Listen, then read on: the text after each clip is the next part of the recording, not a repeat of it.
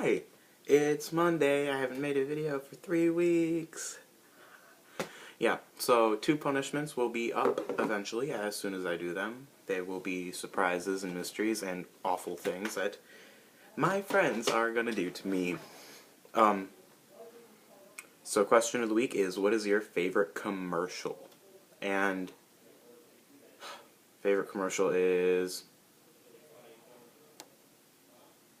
E-Trade commercials because the baby makes me laugh.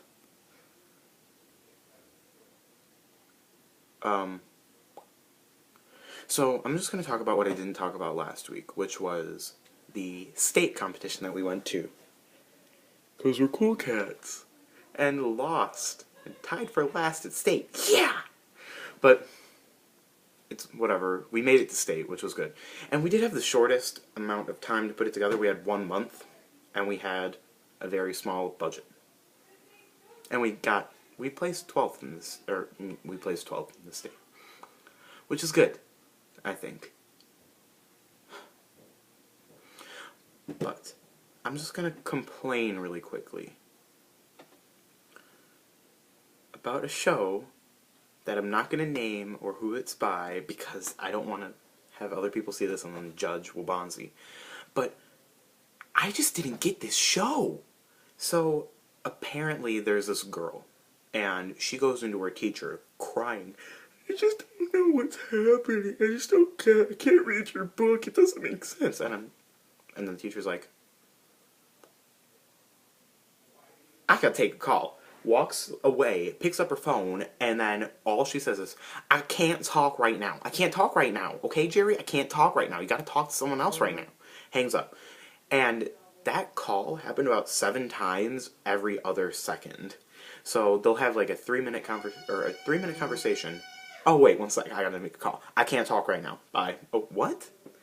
In the time that she said, I can't talk right now, they could have talked and had this entire thing through. Phone's buzzing. Good. They could have had this dispute solved by the time she said, I can't talk right now, you need to talk to Jerry. Okay, but apparently this woman, who was the teacher, is a lesbian, which you don't figure out until like the second half of the show, which is like needed information. Because then this little girl is going crazy on the teacher, like, we can't have a lesbian teacher at our school, because me and my group, which is a Christian group, but you don't know that. Well, you're supposed to assume that, but it doesn't make sense. She's just like, I can't do this. I can't have a lesbian teacher at my school. It just doesn't work for me and my group. But in the actual, like, rendition of the show, not the cut version, it's a man playing it, and they changed it to a woman. Don't you think that's a little, like, big change? It is. So, originally what the group was this group of girls who felt they were getting, like, sexually harassed by their male teacher. Which would make sense, but it doesn't anymore. Because what is life? Yeah. Beautiful, right? Just didn't understand that show. And then there was another show about a girl. Half of these shows were about girls getting raped. I just don't understand what life is. Yeah, so I didn't like that show.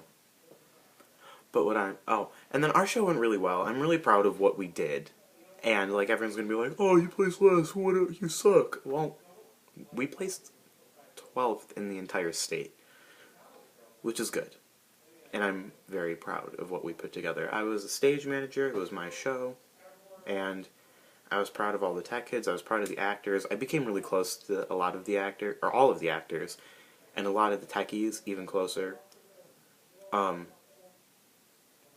We're a family. Theater is a family. Like, I know it sounds cliche, but we are. Lost my train of thought. That awkward moment. Something that happened.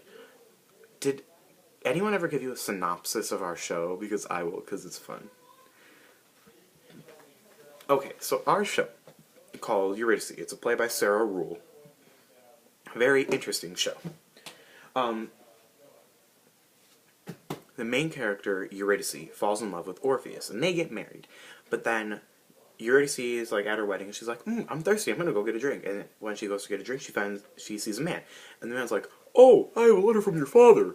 And she's like, I thought he was dead! And then they walk away, and then you realize, like, in a scene before that, it is going back to her father writing in a letter who's dead in the underworld. And then he's gone, like, he leaves.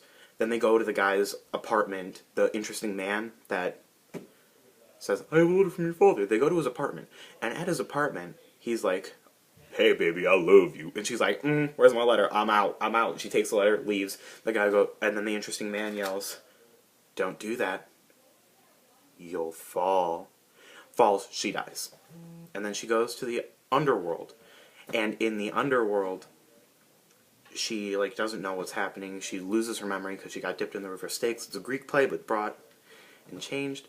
So then she's in the underworld, and bad things are happening, and then she forgets what everything is, and she meets her dad again, but she doesn't remember him, so he says he's her tree. And then yeah. And then he tries to reteach her. She remembers him, and then in the end, Orpheus is like, I'm gonna come down and save you, okay? Yeah! And then he goes down, tries to save her. He looks, and then the guy says, you can't look at her or else she's gone. He looks at her, she's gone. Like, he can't take her back. But then the dad, like, removes his, like, house that he made for her, and then the Lord of the Underworld, who's also an interesting man, says, we're getting married now, okay? And she's like, ah! And then her dad kills himself in the underworld. Then she pretends she kills herself, and then Orpheus, who's in the overworld, kills himself, comes down to the underworld, and then he doesn't remember her, and then they die. So, sadness, bye everyone, I gotta go.